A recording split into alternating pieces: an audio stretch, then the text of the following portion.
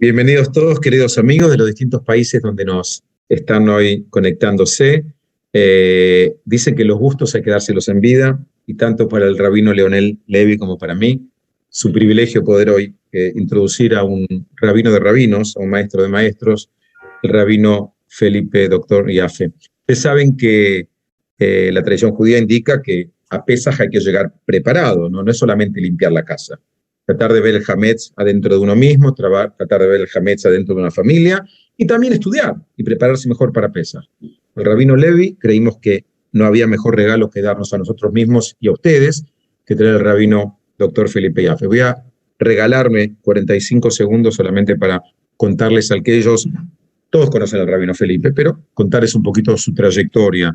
De todos nosotros, el más brillante, doctor en Biblia del Seminario Teológico de Nueva York, máster en Biblia del Seminario Teológico de New York, un bachiller en Biblia e Historia de la Universidad Hebrea de Jerusalén, rabino egresado del Seminario Rabínico Latinoamericano, graduado de la Midrashá Ivrit. O sea, si vos venías de la Midrashá Ivrit al seminario, ya sabías.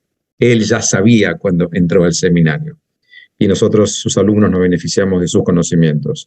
Y yo solamente puedo contarles que si te cruzas con algún judío cordobés, transformó la comunidad judía de Córdoba. Si te cruzas con algún judío de Palermo, te va a decir que es el que insufló vida en la comunidad judía de Palermo.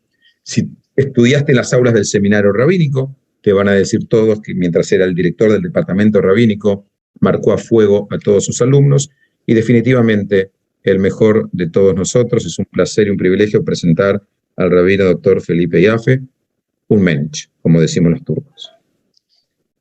Muchas gracias, Moishe, muchas gracias, Leo, muchas gracias. Un honor y un verdadero gustazo, diría yo, sin exagerar, poder compartir con ustedes este momento y este evento. La verdad que, bueno, una gran alegría. Bueno, vamos a comenzar, ¿no? Y bueno, quiero comenzar como suelo comenzar el Seder en casa, cuando hacíamos, con la alegría de la música, ¿no? Entonces, simplemente, Manishtana alayla haze, mikol aleilot, mikol aleilot. Con esta melodía ya nos viene el sabor y el gusto de la festividad de Pesaj a nuestros corazones, a nuestra boca, a nuestros espíritus, ¿no? Y bueno, y es la posibilidad de poder prepararnos juntos para abordar esta maravillosa, hermosa y tan familiar festividad. Más allá de esto, hay un par de puntos importantes en los que me quiero concentrar en esta presentación respecto de cómo comprender la festividad de Pesaj.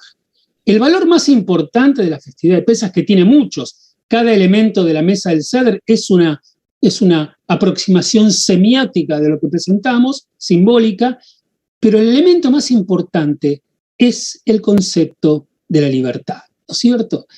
Pero todos hablamos, bueno, la libertad, somos libres, pero la verdad es que hay como una suerte de contradicción en el entendimiento de la libertad. Porque como vamos a ver enseguida, por un lado hablamos de la libertad, que somos libres, que salimos de la esclavitud, y por otro lado, la propia tradición nos brinda y nos ofrece una cantidad de preceptos que limitan esta libertad, porque hay una forma muy concreta de celebrar la cuestión de Pesaj. Y vamos a ver enseguida que el concepto de libertad no es el mismo en la literatura rabínica que en la literatura bíblica. Entonces vamos a hacer este pequeño viaje estos próximos minutos para tratar de entender este fenómeno. Pesaj es una de las festividades más representativas del pueblo judío. Nos recuerda la salida de Egipto liderados por Moshe, la apertura del Mar Rojo y la salvación del pueblo son milagros que permanecen en la memoria colectiva. Pero el significado, como dijimos, más profundo de esta fiesta es el concepto de libertad en la constitución de los judíos como pueblo. La noche del Seder nos presenta algo así como una contradicción, mencionamos. Por un lado, articulamos vívidamente la libertad de la redención, de la esclavitud egipcia. Pero por el otro, estamos ocupados en todo momento con el deber y la obligación de lo que tenemos que cumplir y de lo que tenemos que hacer. La resolución de esta tensión está latente en la relación con Dios que nosotros celebramos. En las oraciones tradicionales durante la festividad de Pesaj, por ejemplo, en el Kiddush, llamamos a la festividad Zman Jerutenu, el tiempo de nuestra libertad. ¿Recuerdan el Kiddush? Zman Jerutenu, Yom Hag HaMatzot Hazeh, Zman Jerutenu, ¿no es cierto? Y cuando es Shabbat, Be'ahava, Mikra Kodesh, ¿no? Zman, tiempo de nuestra libertad, Jerut. En las oraciones diarias, durante todo el año, recordamos de manera similar cómo Dios nos sacó de Egipto a la libertad eterna. Vayotze et amo Israel mitoham lejerut olam, a una libertad eterna. Lo encontramos siempre en el texto del Sidur, cada Ma'ariv, cada Rit de cada día, de cada día. Estos términos son rabínicos en su origen, o sea, el concepto de libertad, de manera sencilla y simple, son conceptos rabínicos. La Mishnah, por ejemplo, señala que tenemos el deber de dar gracias a aquel, a Dios, que realizó todos estos milagros por nosotros y por nuestros padres y nos sacó de la esclavitud a la libertad. Tenemos en el tratado de Psahim, en la Mishnah. Hay un rabino que investigó este concepto de libertad, porque cuando lo vayamos a comparar esto que es rabínico con lo bíblico, nos vamos a encontrar con algunas cosas interesantes. Este rabino se llama Yoshua Pfeffer, editor de Tzarich Iyun. Él nota, sin embargo, que cuando buscamos en los pasajes de la Biblia misma, parece que los conceptos de libertad y autodeterminación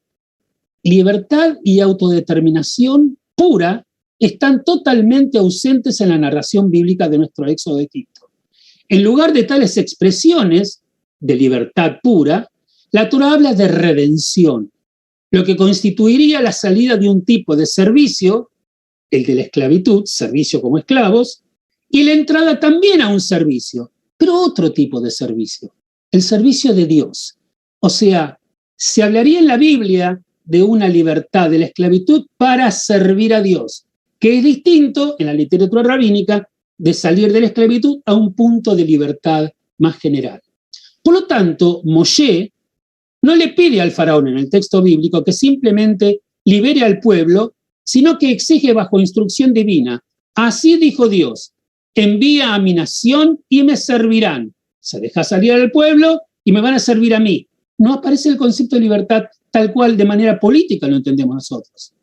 Al principio, cuando Dios le da a Moshe una señal de la redención venidera, le dice: cuando saques al pueblo de Egipto, servirás a Dios en este monte. Lo encontramos en el libro de Éxodo, por supuesto, en los primeros capítulos.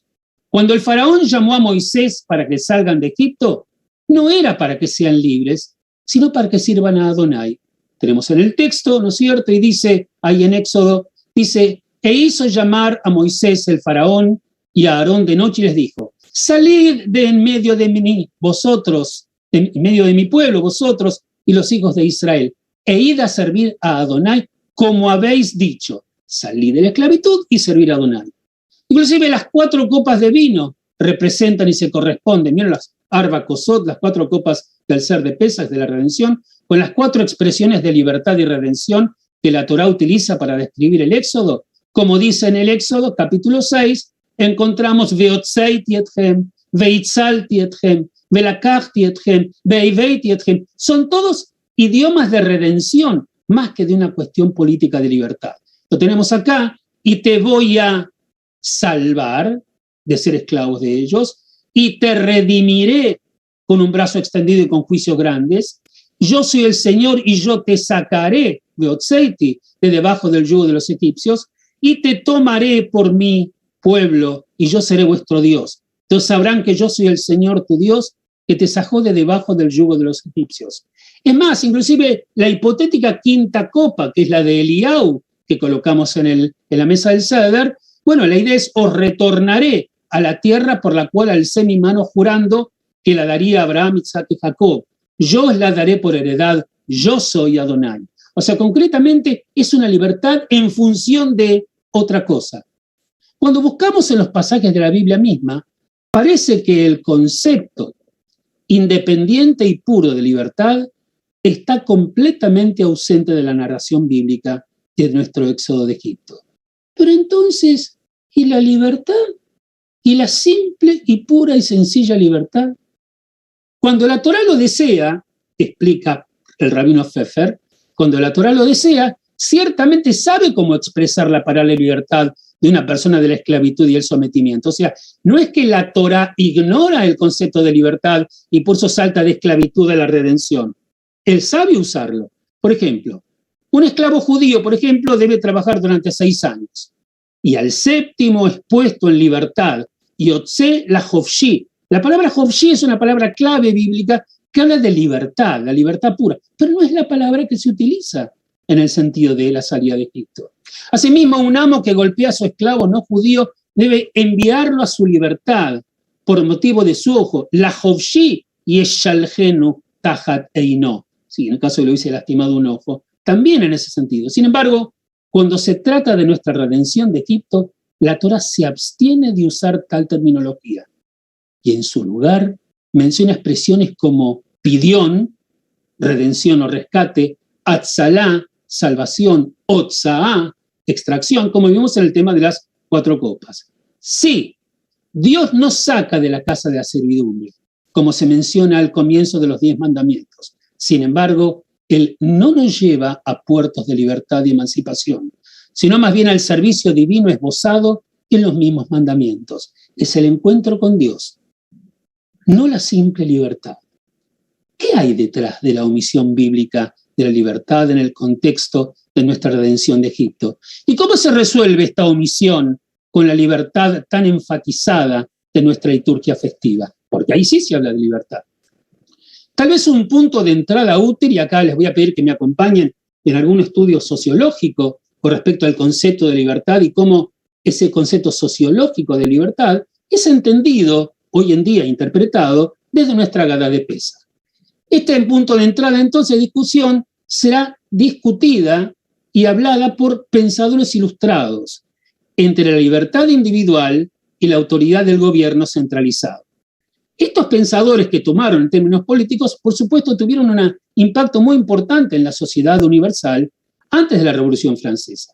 Entre estos pensadores, yo quisiera destacar a Jean-Jacques Rousseau, ¿no es cierto?, que vivió desde 1712 a 1789, uno de los pensadores más grandes e influyentes de la tradición de la Ilustración. Al igual que otros antes, y especialmente después de él, Rousseau defendió el valor de la libertad individual y también abogó por la igualdad, ya que sin igualdad la libertad es evasiva. Y como los padres fundadores pensaban, vio la libertad como una cualidad natural del hombre. Y su postura era que, como el hombre nace libre, su condición natural es ser libre. La libertad, punto, termina en la libertad, ahí se cierra el ciclo. Entre las más famosas de todas las citas de la Ilustración se encuentra, en el caso de Rousseau, en la declaración inicial del famosísimo Contrato Social de Rousseau. El hombre nace libre y en todas partes está encadenado. Por eso había que liberarlo. Rousseau vio los regímenes autoritarios comunes a su tiempo como una aberración del estado natural del hombre y anhelaba un retorno, en la medida de lo posible, dentro de un marco político a la condición humana original, que es el que el hombre era libre e ideal. Como estaba de moda en su época, Rousseau empleó la idea de contrato social, según la cual la autoridad para gobernar deriva de un contrato entre los ciudadanos que sacrifican parte de su propia libertad en nombre del bien común. Teoría que se va a aplicar en la Revolución Francesa años después. Pero sí para otro genio de los tiempos, ¿no es cierto? Thomas Hobbes, de 1588 a 1679, si para Thomas Hobbes el contrato social surge de la necesidad de salvarnos de la violencia y el peligro del estado natural de la humanidad, o sea, porque había que hacer un contrato social para Hobbes para que nadie jorobe a nadie y nadie moleste a nadie. Si esto era así para Hobbes, el optimismo de Rousseau no le permitía seguir la misma línea de pensamiento. Para él, el estado humano natural no era peligroso ni violento. El hombre no es peligroso ni violento. Y tenía poco sentido que la gente sacrificara su libertad en el altar de la autoridad centralizada. Recuerde a mi mente en este momento el concepto que aparece en la Torá en los primeros versículos que dice Yetzer lev adam ra min neurah. El instinto del hombre es malo desde su origen. Rousseau partía de otro fenómeno, decía que la libertad es buena y que todo lo que está en el origen del hombre es sano y hay que llevar al hombre a su origen. Rousseau, por lo tanto, buscó otro medio para resolver la libertad. la libertad natural del hombre y su problemática ausencia en el contrato social. La solución que encontró fue el concepto que él llama voluntad general. El contrato social se tenía que basar en la voluntad general. Cuando el contrato se basaba en la voluntad general de todas las personas, ahí los riesgos eran menores, según decía él. El claro peligro inherente a la posición de Rousseau es que la pretensión de comprender la voluntad general, o sea, entendemos la voluntad general, la interpretamos y después la aplicamos, decía Rousseau.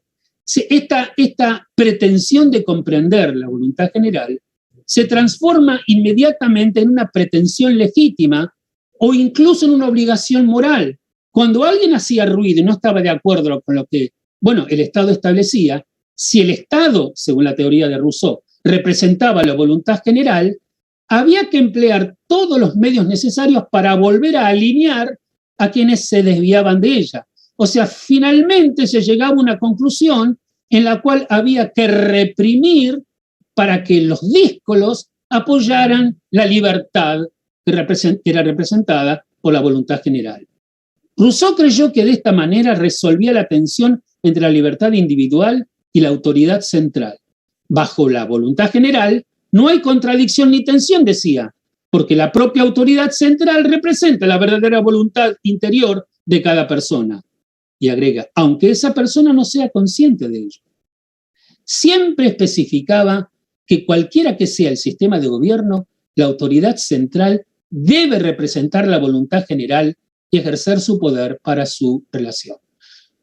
Pero entonces los observadores dijeron de que con este concepto que uno creía que dormía tranquilo, porque la libertad estaba garantizada y todos iban a estar de acuerdo, porque el gobierno representa la voluntad general, finalmente, como la voluntad general era el sello del gobierno, la represión era terrible, porque si alguno se volvía díscolo, como dijimos, generaba problemas sociales.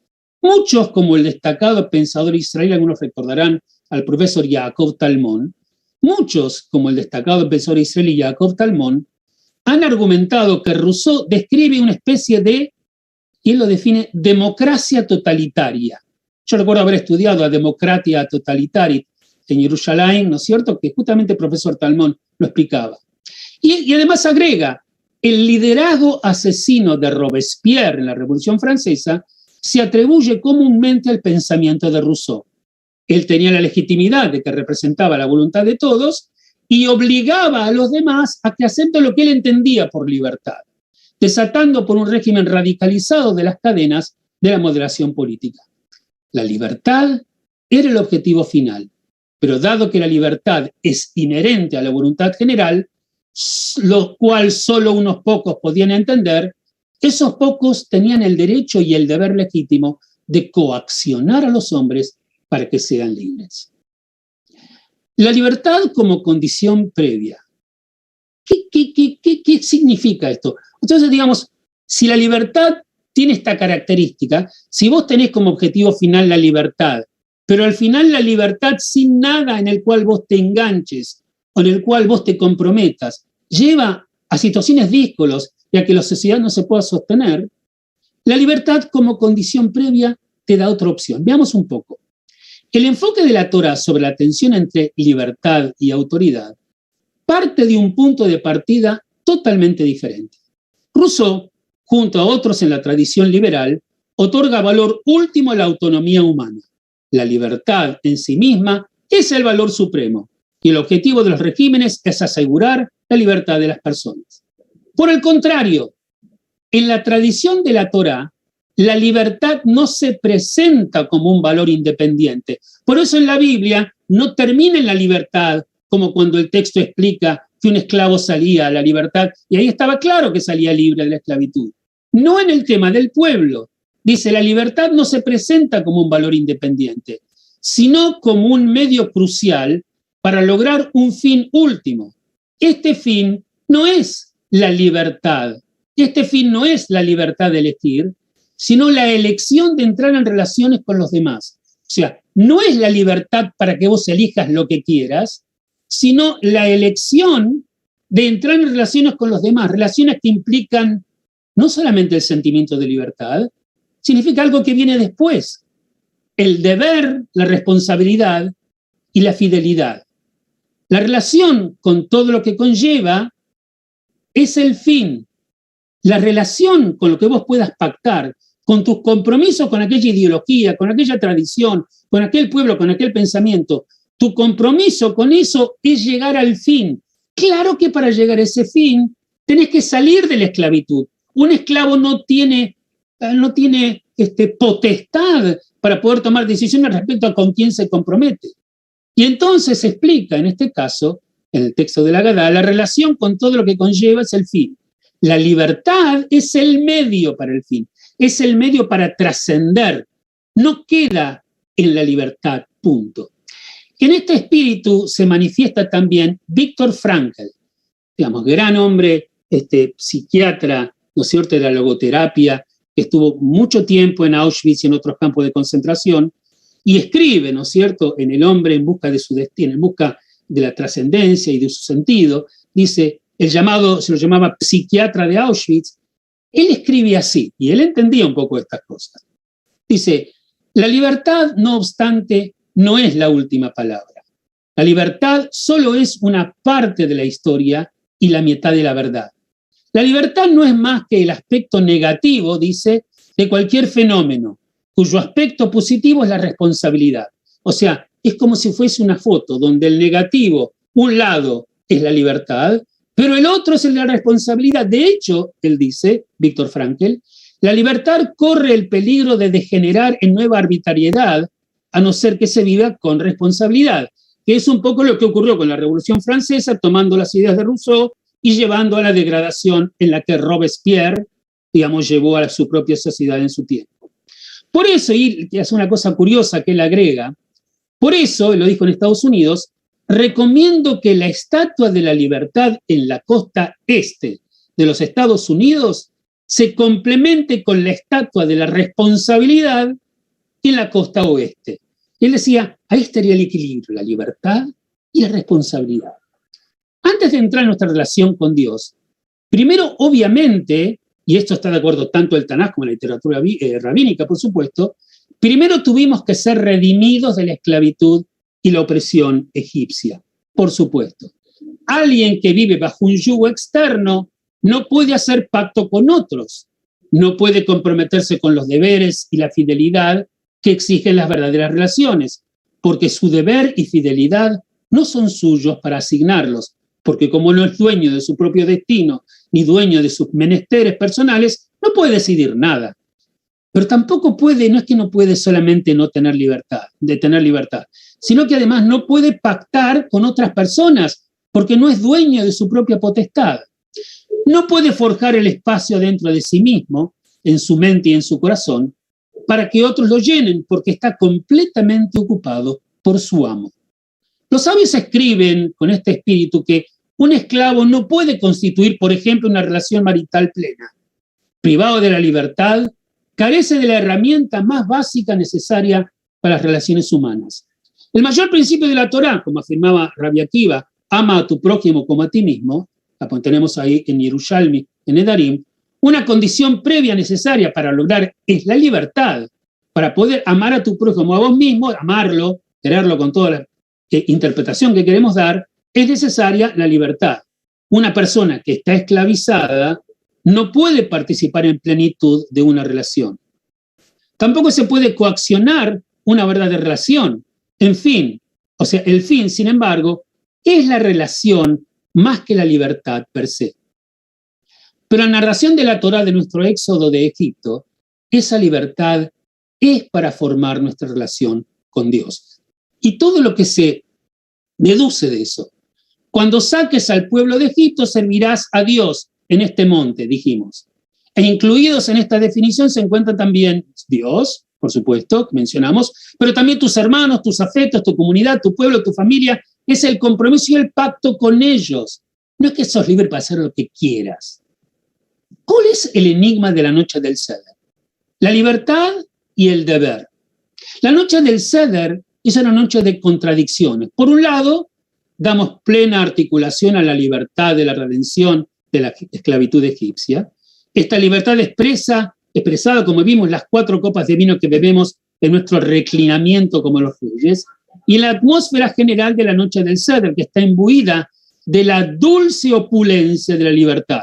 Somos ricos, somos como reyes, nos sentamos en almohadones, estamos recostados, culano mesubim, porque somos libres. ¿Pero libres para qué? Y el texto dice, por un lado lo que dijimos, pero por otro lado, la noche del Seder está repleta de obligaciones. Comer matzá es una obligación. Comer el cordero pascual, el Corbán Pesaj, aunque hoy no hagamos un Corbán Pesaj, es una obligación. Contar la historia misma de nuestra libertad, la Agadá de Pesaj, es una obligación. Hay que narrarlo. ¿Por qué hay que narrarlo? Hay que narrarlo porque la libertad no termina en nosotros. Recuerdo una frase que vamos a recordar después, que dice que en cada generación, cada judío debe sentirse como si hubiera salido de Egipto. O sea, todos salimos de Egipto a esa libertad, pero es una libertad que no termina en ellos, sino que vuelve otra vez en el tema del compromiso con el propio pueblo. ¿Estamos expresando nuestra libertad o nuestro deber? ¿Nuestra libertad o nuestra obligación? La respuesta, por supuesto, es ambos. El énfasis rabínico de Pesaj es la libertad, pero el énfasis de la Torá no está en la libertad per se, entendida como libertad de, sino en lo que elegimos hacer con nuestra libertad. Nuestra elección, tal como se expresa en los muchos deberes de la noche del Seder, es estar voluntariamente en una relación con Dios. Una elección que eleva nuestra libertad, que ya la conseguimos, como un paso intermedio, a un plano infinitamente superior. Una fuerte evidencia de esta realidad de libertad para pactar con Dios, de libertad para llevar adelante un futuro, un proyecto de pueblo, de nación, lo encontramos nada más y nada menos que en la canción, que en el texto de la Mishnah Avadim Ainu, ¿no es cierto?, que cantamos en la mesa del Seder. Acá el texto nos plantea, por ejemplo, esclavos fuimos para el faraón de Egipto, y Adonai, nuestro Dios, nos sacó de allí con mano fuerte y brazo extendido. Si el santo bendito sea no nos hubiera sacado a nosotros y nuestros padres de Egipto, nosotros, nuestros hijos y los hijos de nuestros hijos seríamos esclavos en Egipto. Claramente nos sacó de la esclavitud, pero agrega el texto. Aún así, todos nosotros fuéramos sabios, todos entendedores, todos conocedores de la Torá, seguiríamos estando obligados a narrar el éxodo de Egipto, y todo el que narra el éxodo de Egipto es merecedor de alabanzas. O sea, celebramos la libertad, pero estamos obligados a contar la narrativa de Egipto, de la libertad a un compromiso donde tampoco somos libres de no hacerlo. Sí, uno puede decidir hacer lo que quiera, pero en la coherencia ideológica y de pertenencia al pueblo, tenemos que, estar imbuidos en el hecho de narrar esa historia, ¿no es cierto? Esa historia, esa Agadá, la palabra Agadá de Lehagid, de narrar y contar una y otra vez. Es importante entenderlo. Gerardo Gorodischer Testa, fue presidente de la Comunidad Judía de Chile, explica que antes de Egipto los judíos no se habían constituido en un pueblo propiamente dicho, sino en un conjunto de personas que adherían a una cosmovisión monoteísta, pero no a un pueblo en el significado más puro.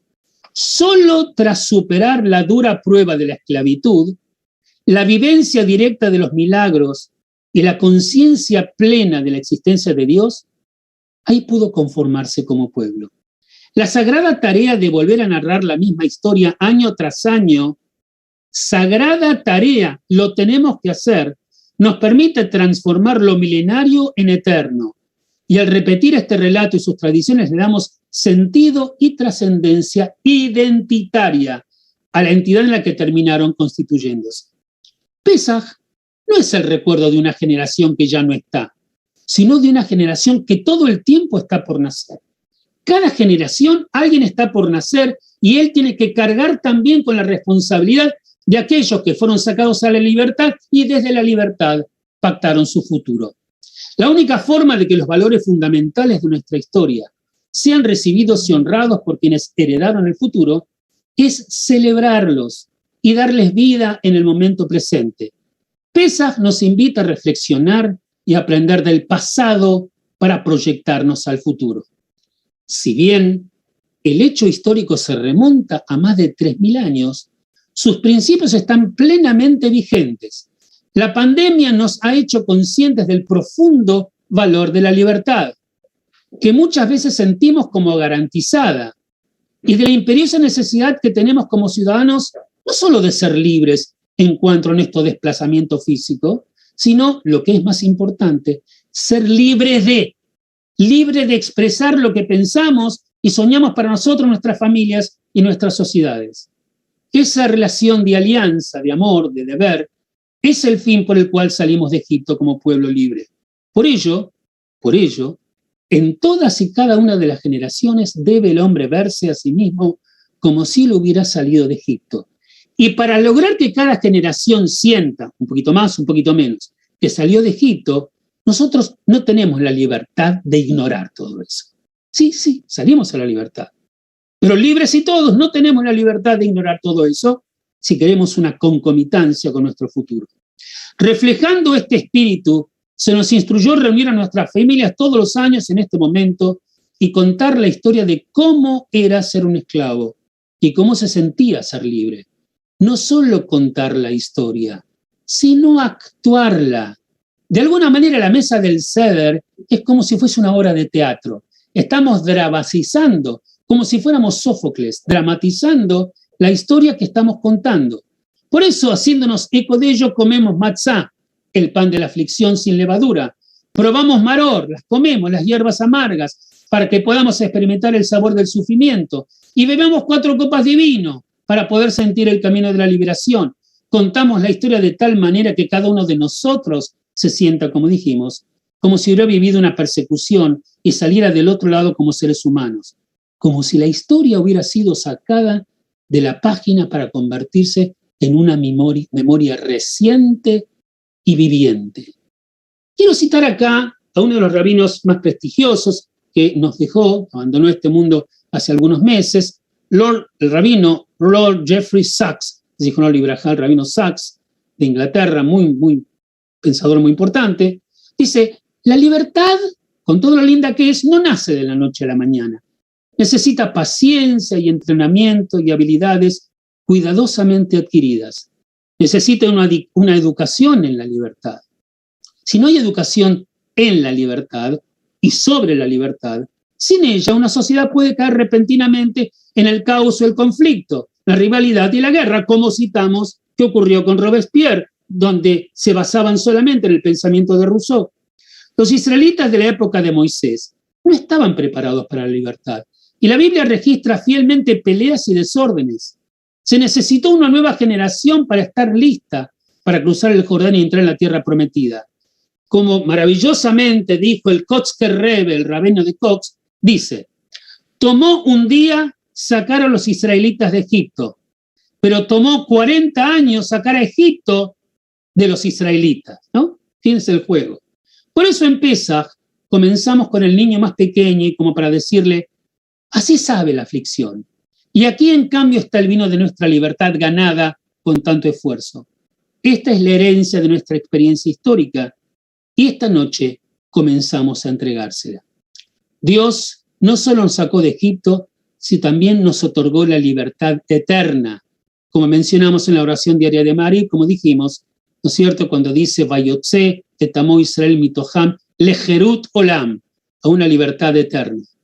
En la euforia de la libertad que caracteriza nuestra celebración de Pesaj, debemos asegurarnos de recordar todo lo que realmente significa la libertad en esta fiesta.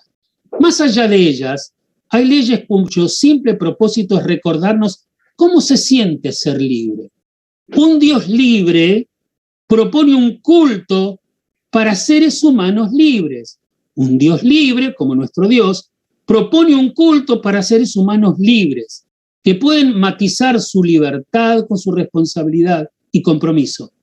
Es en función de este sentido del concepto que Dios, mientras nos hablaba a través de las palabras de la Torá, nos pide que cuidemos de manera especial a la viuda, al huérfano, al extranjero, aquellos que son vulnerables y sin poder, porque quien está sometido a una angustia económica, social, espantosa, es como un esclavo, no es libre de decidir, y es nuestra responsabilidad que el concepto de libertad, entendido como lo estamos explicando ahora, llegue absolutamente a todos.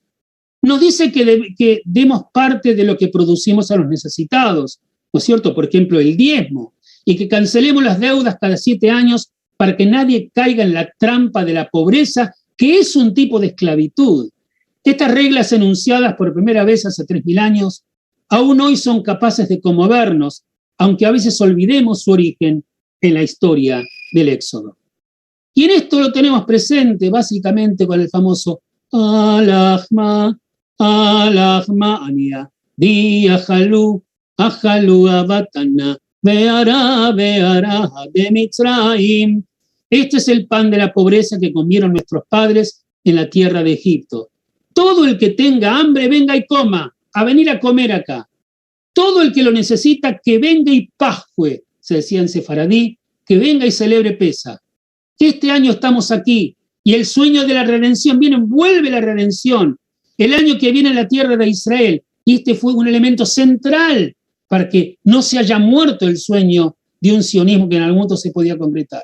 Este año somos esclavos, pero el año próximo seremos libres. Con respecto a esta necesidad de ayudar a todos, hay una reflexión que comparto en uno de los diarios que se publicó del rabino Daniel Goldman. Él recuerda que la verdadera libertad se obtiene cuando se ejerce la tarea de liberar a los otros a través de la justicia social. Para Goldman, la fiesta de la libertad, Pesaj, está siempre relacionada con las luchas en contra de cualquier esclavitud, contra la explotación, contra el abuso de toda índole. Y agrega que no se puede ser libre sino a través de la libertad colectiva o social. La libertad individual se erige sobre la esclavitud del otro, plantea. Si la libertad supone la prioridad del ego, del yo, entonces el otro está condenado a desaparecer. Considera que hay que pensar nuevas categorías para la libertad, donde quien desanude y reinvente sea siempre el otro. De nada sirve que mi comunidad sea libre si el resto de las comunidades son esclavas, afirma. Tal vez una de las mejores reflexiones sobre la búsqueda de la libertad la dio Eric Fromm con sus preguntas. ¿Capacita Dios al hombre para hacerse libre mediante un cambio de su corazón? ¿Es Dios el que lo cambia? ¿Interviene Dios en el proceso histórico? Fromm aproximó su respuesta y dice no. El hombre es librado a sí mismo y hace su propia historia. Dios ayuda, pero nunca cambiando la naturaleza del hombre, haciendo lo que solamente el hombre puede hacer por sí mismo. El hombre es librado a sí mismo y nadie puede hacer por él lo que él es incapaz de hacer por y para sí mismo. Y de eso se trata Pesaj, de pensar en la libertad del otro. Durante muchos años, el rabino Sack dice, estuve desconcertado por las primeras palabras que decimos en Pesaj. ¿Cuáles son las palabras que decimos en Pesaj? Dice, este es el pan de la aflicción, ¿no es cierto?, que comieron nuestros padres en la tierra de Egipto.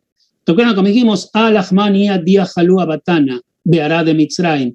Este es el pan de la aflicción que nuestros padres comieron en Egipto. Que todos los que tengan hambre vengan y coman con nosotros. ¿Qué clase de hospitalidad? Pregunta entonces el rabino Sachs. Pregunta, ¿qué tipo de hospitalidad es ofrecer al hambriento el pan de la aflicción? Dice que él siempre se preguntó esto. Y de pronto él dice, porque en definitiva si alguien tiene hambre, le tengo que traer el pan de la tranquilidad, el pan de la garantía, el pan de la paz, el pan de la saciedad, no el pan de la aflicción. Este es el pan de la aflicción que comieron nuestros padres en Egipto, todo el que tenga hambre venga y coma. No, el de la aflicción no quiero comer. ¿No tenés un pancito un poquito más relajado y más tranquilo? Entonces contesta Sachs a este dilema. Finalmente, sin embargo, creo que entendí. Y dice, el pan sin levadura representa dos cosas. Era el alimento que comían los esclavos, pero también fue la comida que comieron los israelitas cuando salieron de Egipto con demasiada prisa para dejar levar la masa. El pan de la aflicción, pero también es el pan de la libertad. Es el pan de la aflicción, como dice la Agadá, pero ese pan es también el pan de la libertad. Cuando lo comemos solo, saboreamos en él todo el sufrimiento de la condición humana, pero cuando ofrecemos compartirlo, podemos saborear algo más, el sentido de un mundo más libre que Dios nos ha prometido y que nosotros podemos recrear. El que teme al mañana no comparte su pan con los demás, pero el que está dispuesto a compartir su comida con el extraño es capaz de tener comunión y esperanza. El alimento compartido ya no es más el pan de la aflicción. Cuando van a tu mesa a comer, aunque estén comiendo el pan de la aflicción, es el pan de la redención. Es el pan que cubrió el pueblo de Israel cuando salieron de Egipto, para empezar con problemas, con dificultades, para transitar hasta llegar a la tierra prometida. Cada vez que extendemos la mano y tocamos la vida de otras personas, brindando ayuda a los necesitados y esperanza a los desesperanzados, traemos libertad al mundo y con la libertad también a Dios. Hag Sameach y felicidades para todos. Gracias, Felipe, qué interesante y nos moviliza a todos en estos días previos a la fiesta de Pesaj. Yo quería decir una explicación sobre este Lechem Oni, ¿sí? Al-Ahmania, este pan de la aflicción. También Oni es de la Anot en el sentido de contestar, y es un pan sobre el que se contesta. Sí, es un Lechem Oni en el sentido de el que contestamos. De una forma este pan nos interroga. Y yo te quería preguntar, en este año y en estos momentos de que estamos saliendo de la pandemia, volviendo en parte a nuestras actividades, sí, ¿cuáles son los interrogantes que este pan de la pobreza, ¿sí? Este pan de la aflicción nos presenta en el aquí y en el ahora? Me parece que en muchas partes del mundo hay mucha gente que está comiendo el pan de la aflicción y no solamente en Pesaj. Como alguna vez alguien dijo, hay gente que celebra Yom Kippur todos los días porque no tiene para comer. En este momento nos encontramos en un contexto en el cual hay una terrible guerra en Ucrania en este momento, donde su pueblo está comiendo el pan de la aflicción todo el tiempo. A veces en la mesa del Seder podemos contar con el pan de la aflicción. Hay muchos que no pueden contar ni con el pan de la aflicción ni con el pan de la abundancia, que no tienen pan directamente. Entonces este simbólico pan de la aflicción se está comiendo en muchos lados. Algunos países en Latinoamérica, por ejemplo en el mío, donde hay tanta zozobra, desazón, pérdida de sentido y de esperanza, muchos desesperanzados, se come el pan de la aflicción. Uno de los rabinos que mencionamos antes, en el caso particular del rabino, Sacks también, hablaba que, por ejemplo, cuando, inclusive también lo trae Víctor Frankl esto, cuando se celebraba Pesaj a veces en el gueto, o se celebraba Pesaj de la manera que se pudiera, ¿no es cierto?, en un campo de concentración, de lo maror no se ocupaban de ver con qué lo reemplazaban. Porque todo lo que estaba alrededor era maror, todo era maror. Entonces, la intención es tratar de encontrar la dimensión de nuestra propia libertad para ver si podemos reducir los márgenes del maror que están en nuestras vidas, en nuestros mundos. Así como muy bien Moishe dijo antes, respecto de cuando hacemos el Biur Hametz, que exploramos nuestras propias interiores para sacar la arrogancia, esta levadura que nos hace crecer más de lo que realmente merecemos o que necesitáramos. Me gustaría que la misma búsqueda que nosotros hacemos es tratar de decidir extirpar el maror. Y como está en el espíritu de la Agadá, y mencionamos sobre el final de lo que dijo el rabino Sacks, buscar ese maror y extirparlo de nosotros mismos y extirparlo en la medida de lo posible, o tratar de extirparlos, o comenzar un proceso de extirpar ese maror en el corazón de los demás. Me parece que hay mucho dolor en el mundo.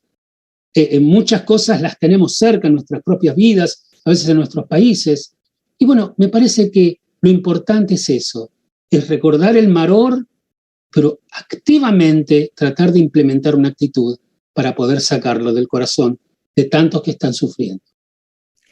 Muchísimas gracias, Felipe. Quiero abrir, si en el chat quieren escribir preguntas, sí, comentarios, para que el rabino doctor Felipe Jaffe pueda contestar.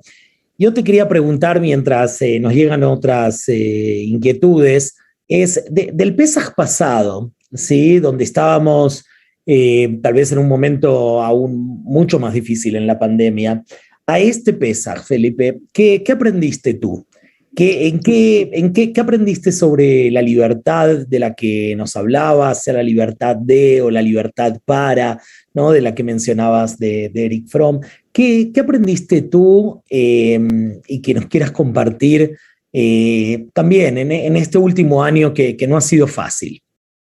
Es interesante. Una de las obras de Fromm es el miedo a la libertad, ¿no es cierto? El miedo a la libertad. Mucha gente le tiene miedo a la libertad y hasta paradójicamente, lo sabemos eso políticamente, bueno, en Europa Oriental, en la Revolución Bolchevique, ¿no es cierto? Muchas veces la gente, como tiene miedo y no se siente capaz ni tiene confianza en sí mismo para poder elegir, acepta los límites del destino, los límites del exterior. El año pasado estábamos todos sumidos, como muy bien dijiste, Leo, en una situación de pandemia irredentista. No podíamos salir, no podíamos hacer nada. Entonces, bueno, había una pauta estructurada en la cual nuestra libertad estaba cercenada por una realidad que nos rodeaba, a las distintas posturas ideológicas, cómo había que haberla administrado, pero básicamente había una legislación, una realidad donde no podíamos salir de nuestras casas tratando de ser consecuentes con este límite. Entonces desarrollamos conductas, el Zoom, por ejemplo. El boom del Zoom es un producto de la pandemia, la verdad. Y aprendimos a comunicarnos, y muchos de nosotros aprendimos a ver a nuestros nietos y a nuestros hijos por Zoom, y añorábamos y imaginábamos cómo los íbamos a abrazar. Inclusive desde el punto de vista laboral, se cambió la vida de un montón de gente. Cuando la pandemia comienza a relajarse y uno empieza a salir, ahí viene el miedo a la libertad, porque ya no estás limitado. A veces, para el que tiene miedo, la excusa de que no puedes hacer cosas porque la pandemia te lo impide era casi como un bálsamo, porque igual no puedo. Ahora cuando podés, lo que yo aprendo es que tengo que tomar decisiones. En el caso particular mío, tengo que tomar decisiones cómo voy a llevar adelante mis prácticas docentes. Antes era claramente Zoom. Ahora, ¿por qué no nos encontramos? Comienzan a venir a casa otra vez. ¿Cómo? Sí. Sacamos las viejas recetas de los brownies que preguntábamos a los alumnos cuando estaban en casa estudiando, ¿no es cierto? De pronto ya no tengo que salir afuera. Entonces, ¿qué hago con el afuera? ¿Cómo me vinculo con los demás? Los códigos se fueron adormeciendo. Entonces, lo que yo siento que aprendo, y justamente el mensaje bueno, un poquito que intenta humildemente esta realidad de Pesaj, es que la no pandemia eventual, lo estoy exagerando porque no hay no pandemia, pero la no pandemia eventual me da la libertad. ¿Ves que no me alcanza la libertad de la no pandemia? Yo tengo que ir un paso más allá. ¿Qué hago con esa libertad? ¿Con qué me comprometo? Con respecto a mis cursos. ¿Cómo retomo mi vínculo con mis seres queridos, que durante mucho tiempo no los veía? ¿Cómo me manejo respecto de mis padres, respecto de mi trabajo, de la gente de mi congregación, de mis afectos? ¿Cómo me revinculo? ¿Cómo hago en situación intermedia? Entonces, me parece que lo que yo siento que estoy aprendiendo es a aceptar el desafío de qué hacer con mi libertad. Y esto para mí es muy importante y lo tengo en mente todo el tiempo. Muchas gracias, Felipe. No sé si hay preguntas. Algo que a mí me surgía es, hay un psicólogo norteamericano que se hizo muy, muy famoso por una plática, que es un trabajo de él, que se llama Barry Schwartz. Él habla de las paradojas de las elecciones, ¿no? Y nos dice que cuando uno tiene... Perdón, de las elecciones, lo que uno elige, o elecciones políticas. No, elecciones no políticas, las elecciones en el sentido de las decisiones. ¿Sí? Entonces, su trabajo es como, de alguna forma, habla de la gente como que está en un estado de overchoice, ¿no? De tener muchas posibilidades de escoger, y que esa paradoja, ¿no? De estar frente a tantas posibilidades, finalmente lo paraliza y uno pierde libertad. ¿Qué nos puedes decir al respecto, Felipe? ¿Qué podemos hacer nosotros en estos momentos donde yo siento que estamos también, ¿no? Frente a estas paradojas de las elecciones, en el sentido de las decisiones, de las determinaciones, podemos quedarnos en nuestra casa, o podemos salir, o podemos regresar a la sinagoga, o podemos ver a nuestra familia, pero a veces no lo hacemos y tenemos tantas opciones de estar en híbrido, de estar por Zoom o de estar presencial, que al final nos quedamos en una libertad que nos permite elegir, pero que nos deja, por un lado, paralizados. Te voy a traerle una reflexión sobre un tema similar al que estás planteando. Me refiero al pensamiento de Viktor Frankl, que citamos en nuestra exposición recién. Viktor Frankl, cuando se le pregunta cómo logró él superar sus años en los campos de concentración, y por supuesto esto que voy a decir ahora lo aplica en su técnica psicológica, ¿no? En su práctica terapéutica, que él llama la logoterapia, él dice que el hombre siempre tiene dos opciones. Una opción es ser objeto del destino, o sea, o sujeto, como lo quieras llamar, está el destino y te larga una cantidad de cosas y vos estás entregado a ese destino. El destino te maneja. Y cuando tenés un montón de opciones, no sabes qué hacer porque es el destino el que está decidiendo. Él decía que a él lo que le ayudó es haber tomado una decisión donde él decía, hasta donde yo puedo manejar las cosas, no voy a dejar que el destino es el que diga qué opciones tengo. Hay cosas que yo tengo que decidir. Él, por ejemplo, dice esto, ¿no? Es un texto maravilloso para leer, pero él dice, ¿no? En su libro, él dice, yo, por ejemplo, decidí focalizarme en algo que recuerdo y mucho. Y él recordaba a su mujer y decía que todo el tiempo elegía vincularse con su mujer, aunque su mujer ya estaba muerta, porque ella es una de las que murió, igual que su familia en los campos de concentración. Y él dice, cuando yo me vinculo con algo que me genera amor, alegría y dicha, siento que de ahí podía tomar la fuerza, no digo para repeler, porque a lo mejor también lo cremaban a él, ¿no? Pero en definitiva, él podía decidir él hacerse cargo. Cuando se te abren un montón de cosas, y vos decís, ¿para dónde voy? ¿Qué hago? ¿Qué hago? No, alto. ¿Qué elijo yo? ¿Qué quiero hacer? Entonces, tratar de pensar con tu propio medio y elegir. Hay una expresión que todos conocemos que se llama tafasta merubé lo tafasta. Digamos, en definitiva, hay un montón de cosas que querés agarrar. Bueno, digamos, al final tenés que agarrar qué es lo que a vos te parece y elegir lo que a vos te parece. Sí es cierto, la multiplicidad de opciones es paralizante. Porque si te dicen, elegiré bien, elegiré mal, elegiré bien, elegiré mal. Bueno, en definitiva, si vos tomás tu propia decisión y tenés un compromiso con lo que vos tomaste, por ahí te equivocás, pero sabés que tenés un camino para seguir. Y esto me parece importante. Qué bonito, Felipe. Yo quiero ver, Mario quiere, el rabino Moishe Roisman quiere hacer un comentario, una pregunta. Las dos, un comentario muy breve y una pregunta al rabino Yafe. El comentario es que yo tengo casi 60 sedarim encima mío, algunos más atractivos, otros menos atractivos, algunos más largos, algunos más cortos. Me acuerdo que cuando era muy chiquito yo veía que los grandes de la familia, después de que la cena, los hombres se sentaban en la mesa con la panza llena y desabrochaban los cinturones y las mujeres iban a lavar los platos. Y un día me di cuenta en la Agadá que nos habíamos perdido algo importantísimo, que era la segunda parte. Y en la segunda parte pasa una de las cosas más lindas, que tenemos que abrir la puerta para Eliyahu. Cuando abrimos la puerta para Eliyahu, como nos enseñó el rabino Yafe, vemos afuera, y vemos Ucrania, y vemos el atentado palestino hoy en Tel Aviv, y vemos hambre, y vemos injusticia, pero también podemos mostrar lo que estamos haciendo adentro cuando abrimos la puerta.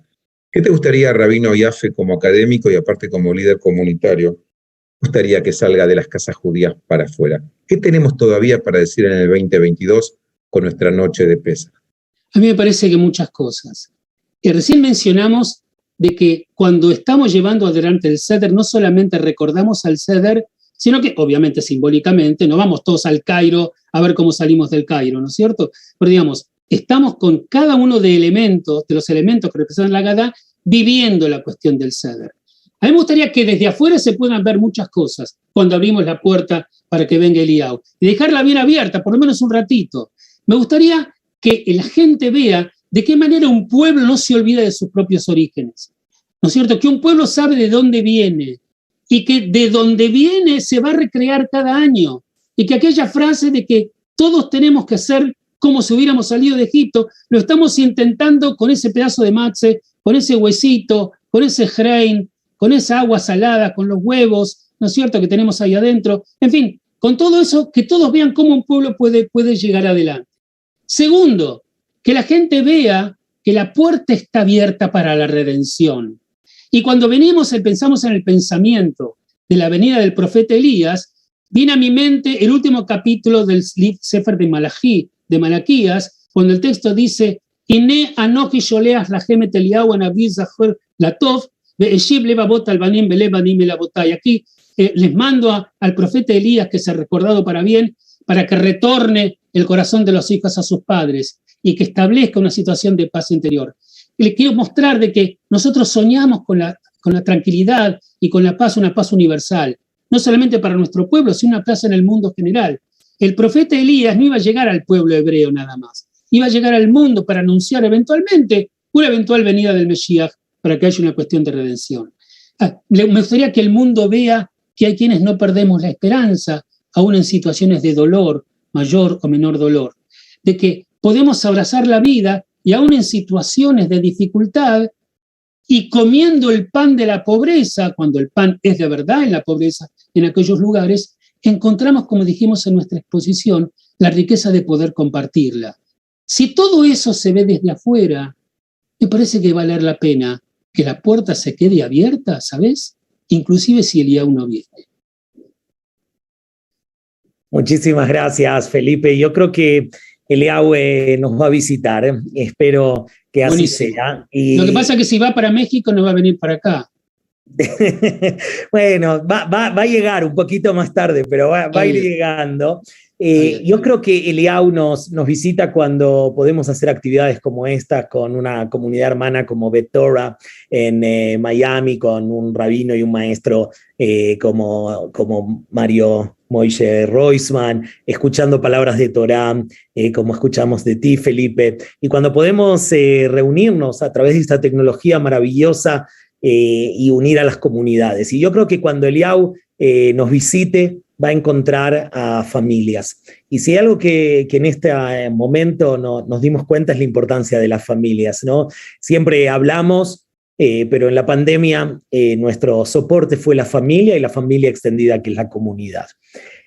Muchísimas gracias, Felipe. No sé si tú quieres agregar algo. No, Mario. Simplemente varias cosas. Primero, bien, y muy especialmente agradecerte a vos, Leo, y a vos, Moishe, el gran cabot que me dieron de poder participar en esto, poder verlos, poder encontrarlos, poder, como me acostumbré en la pandemia, a abrazar a mis seres queridos a partir del Zoom. Extiendo mi brazo y los abrazo a los dos por esta linda experiencia. Me encantó, la disfruté mucho. Y por supuesto, mis mayores cariños a vuestras familias, las que conozco y quiero, y por supuesto a vuestras comunidades, a las cuales, bueno, conozco también. Y bueno, con todo el cariño, y que tengamos un Pesach Kasher Besameach, con mucha alegría, y que algunas de las cosas que soñamos, ¿no es cierto?, Vayaná Abba, que se den, se puedan cumplir, y que tengamos más motivos cada año para celebrar. Amén. Amén. Muchísimas gracias, Felipe. Muchísimas gracias, Mario, al rabino Moishe Roisman desde Miami, al rabino Felipe Yaffe desde Buenos Aires, nosotros aquí desde México. Y este es un anticipo, creo, pequeño, pero un anticipo al fin de esa geulá, de esa redención que esperamos todos, cuando como hermanos, a pesar de la distancia, podemos reunirnos para aprender de un maestro como es Felipe Yaffe. Muchas gracias a todos. Gracias a ustedes. Hag Sameach. Abrazo grande. Hag Sameach.